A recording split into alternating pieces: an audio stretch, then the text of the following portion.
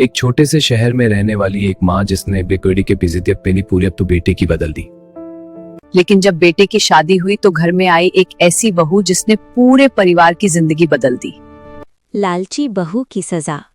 एक छोटे से शहर में शांति देवी नाम की एक बुजुर्ग महिला अपने बेटे राजेश के साथ रहती थी। राजेश अपनी माँ से बहुत प्यार करता था। बचपन से ही उसकी माँ ने बहुत मेहनत करके उसे बड़ा किया था। जब राजेश बड़ा हुआ तो उसे शहर में एक अच्छी नौकरी मिल गई। कुछ साल बाद राजेश की शादी पूजा नाम की लड़की से हो गई। शादी के शुरुआती दिनों में सब कुछ ठीक चल रहा था। शांति देवी अपनी बहू को बेटी की तरह मानती थीं। लेकिन धीरे धीरे पूजा का असली स्वभाव सामने आने लगा। पूजा को पैसों और गहनों का बहुत लालच था। वो हमेशा सोचती रहती थी कि घर की सारी संपत्ति उसके नाम हो जाए। एक दिन उसने अपने पति राजेश से कहा, तुम अपनी माँ से कहो कि घर और ज़मीन हमारे नाम कर दें। राजेश ये सुनकर हैरान रह गया। उसने कहा, ये घर मेरी माँ का है, मैं उनसे ऐसा नहीं कह सकता। लेकिन पूजा मानने वाली नहीं थी। वो रोज़ अपनी सास को ताने देने लगी। कभी कहती, आप सारा पैसा अपने पास क्यों रखती हैं? कभी कहती, अब तो ये घर हमारे नाम होना चाहिए। शांति देवी ये सब सुनकर भी चुप रहती थीं। वो सोचती थीं कि समय के साथ पूजा बदल जाएगी।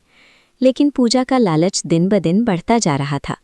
एक दिन उसने गुस्से में राजेश से कहा, अब इस घर में या तो मैं रहूंगी या तुम्हारी माँ। राजेश बहुत परेशान हो गया।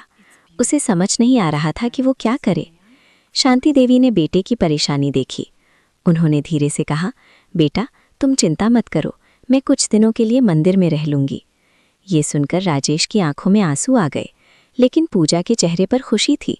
उसे लगा कि अब पूरा घर उसका हो जाएगा। कुछ दिनों बाद पूजा को पता चला कि शांति देवी के पास कुछ पुराने सोने के गहने हैं। लालच में आकर उसने उन गहनों को चुराने की योजना बना ली। एक रात पूजा चुपके से मंदिर पहुंच गई। वो धीरे धीरे शांति देवी के कमरे में घुस गई। लेकिन तभी मंदिर के पुजारी और कुछ गांव वाले वहां आ गए। सबने पूजा को गहने चुराते हुए पकड़ लिया। पूरा गांव ये देखकर हैरान रह गया। जब राजेश को ये बात पता चली तो उसे बहुत दुख हुआ। उसे अपनी पत्नी पर शर्म आने लगी। पूजा को अपनी गलती का एहसास हो गया। वो रोते हुए शांति देवी के पैरों में गिर गई। माँ, मुझे माफ़ कर दीजिए, मुझसे बहुत बड़ी गलती हो गई। शांति देवी का दिल बहुत बड़ा था। उन्होंने पूजा को माफ़ कर दिया। उस दिन के बाद पूजा पूरी तरह बदल गई। वो अपनी सास की सेवा करने लगी और उसने समझ लिया कि लालच का अंत हमेशा बुरा होता है। और हाँ दोस्तों, इस कहानी से अगर आपको कोई सीख मिली हो तो इस वीडियो को अपने दोस्तों और परिवार के साथ जरूर शेयर करें। मिलते हैं अगली कहानी में। तब तक के लिए नमस्कार।